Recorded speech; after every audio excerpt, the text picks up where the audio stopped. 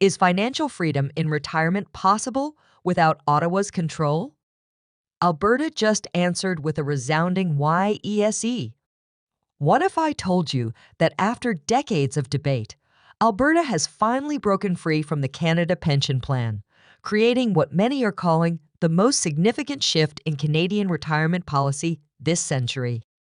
Today, we're diving deep into Alberta's controversial new pension plan that has seniors celebrating in the streets of Calgary and Edmonton while sending shockwaves through Parliament Hill. Hello, everyone. Welcome back to the channel. If you're new here, we cover breaking Canadian policy changes and what they mean for everyday Canadians like you. Today's topic is one that's been brewing for years, but has finally come to fruition: Alberta's official separation from the Canada Pension Plan. The announcement came yesterday when Premier Danielle Smith signed the final implementation order, confirming that starting January 1 est, Alberta will officially begin transitioning to its own provincially managed pension system.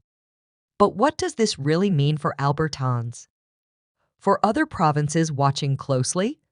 And could this be the beginning of a nationwide trend that reshapes retirement planning for all Canadians? Let's break it down together. To understand the significance of this move, we need to look back at how we got here.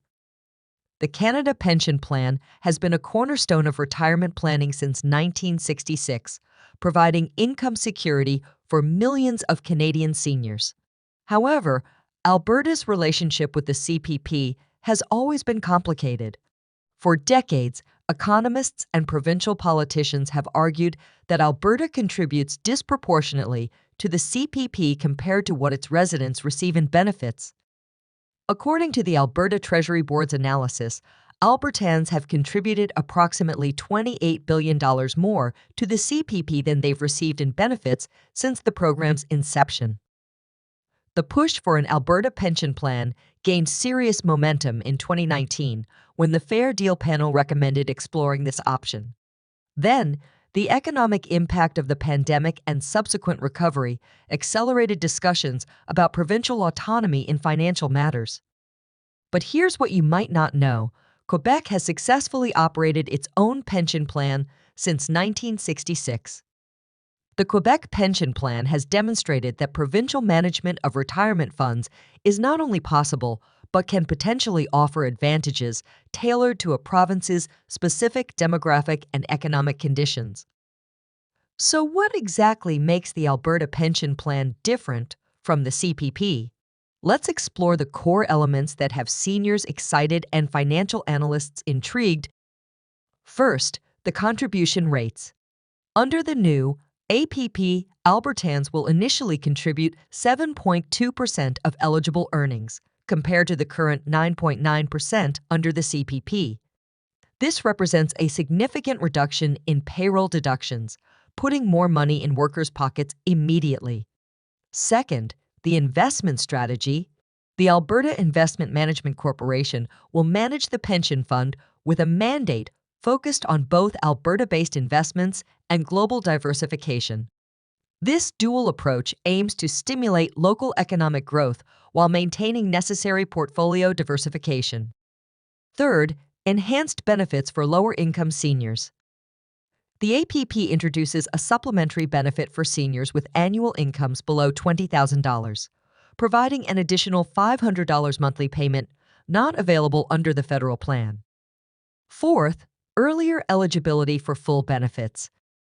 While the CPP requires contributors to wait until 65 for full benefits, with reduced benefits available at 60, the APP will offer full benefits at 63 with an option for reduced benefits starting at 58.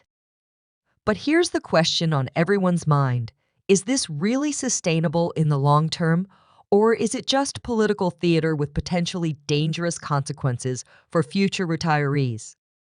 To answer that question, we need to look at the numbers, which reveal perhaps the most compelling argument for Alberta's decision. Alberta currently manages approximately $118 billion through AIMCo. The transfer of pension assets from the CPP Investment Board to Alberta would add an estimated $334 billion to Alberta's financial management portfolio, based on the province's population share and historical contributions. This massive influx of capital creates economies of scale that could potentially reduce management costs from the current 0.92% under the CPP to approximately 0.65% under provincial management.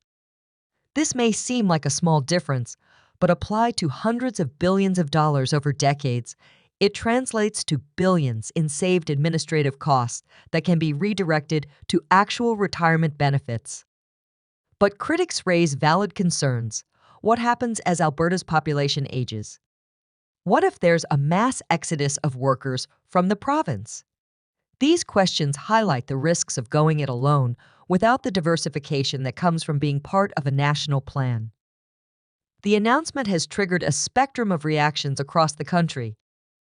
In Alberta, a recent provincial survey indicated that 62% of seniors support the movie, with particular enthusiasm among those who believe they've been subsidizing other provinces' retirees for years. The Alberta Seniors Advocacy Coalition called it a watershed moment for financial self-determination. Meanwhile, the federal government has expressed profound concern over the decision. Finance Minister Freeland stated that the move threatens the long-term stability of retirement security for all Canadians and warned of potential complications for Albertans who move between provinces during their careers. Other provincial reactions have been mixed. Saskatchewan Premier Scott Moe indicated his province would be watching the Alberta experiment closely, while Ontario and British Columbia have reaffirmed their commitment to the CPP. Financial experts are divided as well. The C.D. Howe Institute published an analysis suggesting Alberta could indeed offer comparable or better benefits at lower contribution rates, while the Canadian Centre for Policy Alternatives warned of increased administrative costs and reduced risk pooling. So what does this mean for you if you're an Albertan? If you're a worker, you'll see more money in your paychecks starting in 2026 when the lower contribution rates take effect. For someone earning $60,000 annually, this translates to approximately $1,620 in annual savings. If you're approaching retirement, you'll have the option to retire with full benefits 2 years earlier than under the CPP, potentially changing your retirement timeline calculations. If you're already retired, your benefits will continue uninterrupted, but you may qualify for the supplementary low-income benefit if your annual income is below the $20,000 threshold. If you're planning to move, this is where it gets complicated. The province has negotiated reciprocal agreements with the CPP to ensure benefit portability, but there will be administrative processes to navigate if you relocate outside Alberta. Here's something to consider. While the immediate financial benefits look promising, is the trade-off in risk diversification worth it in the long run? This move by Alberta represents more than just a change in pension management. It signals a fundamental shift in provincial-federal relations that could have far-reaching implications for Canadian federalism. The success or failure of the Alberta pension plan may determine whether we see a strengthening of provincial autonomy across multiple policy areas or a recommitment to national programs that bind the country together. History shows us that major policy innovations often start with one bold move by a single province. Medicare began in Saskatchewan before becoming a national program. Quebec's distinct approach to numerous policy areas has influenced national conversations for generations. Could Alberta's pension experiment become the template for a new approach to retirement security across Canada? Or will it remain an isolated expression of Alberta's unique political and economic position? The data will ultimately tell the story. If the APP delivers on its promises of lower contribution rates with equal or better benefits over the next decade, other provinces will find it difficult to ignore the model. If it struggles with sustainability or fails to meet expectations, it will reinforce the value of national programs that pool resources and risks. The APP succeeds dramatically, providing better returns and benefits than the CPP, triggering similar moves by Saskatchewan, Manitoba, and potentially other provinces, fundamentally reshaping Canadian retirement policy. Scenario 2.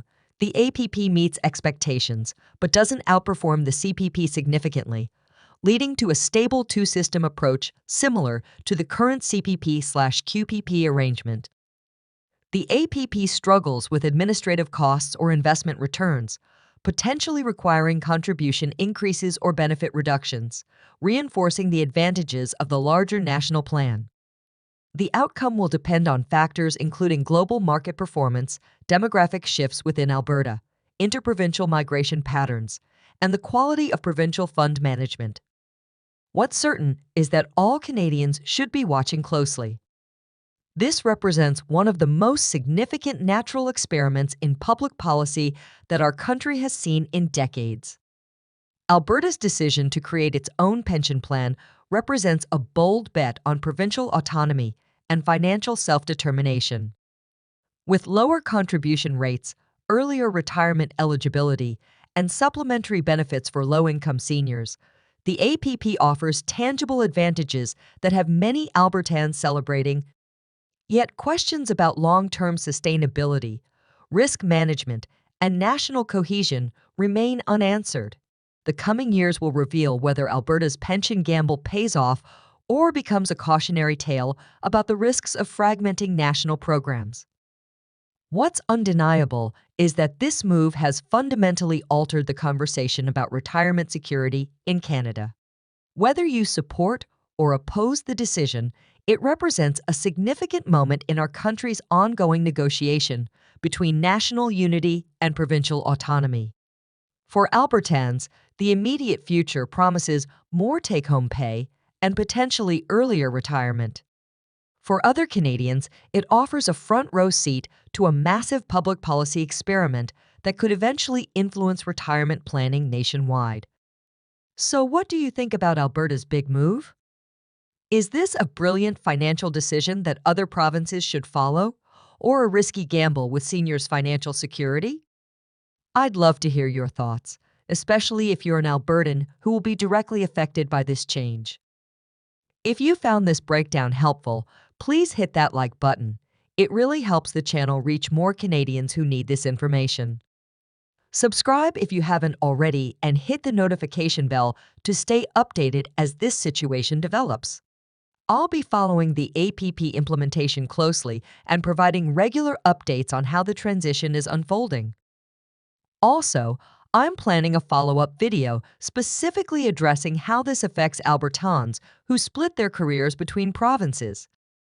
If that's something you're concerned about, drop a comment below, and I'll make sure to cover your specific situation. Thanks for watching, and remember, whether you're contributing to the CPP or the new APP, the key to retirement security is staying informed. See you in the next video.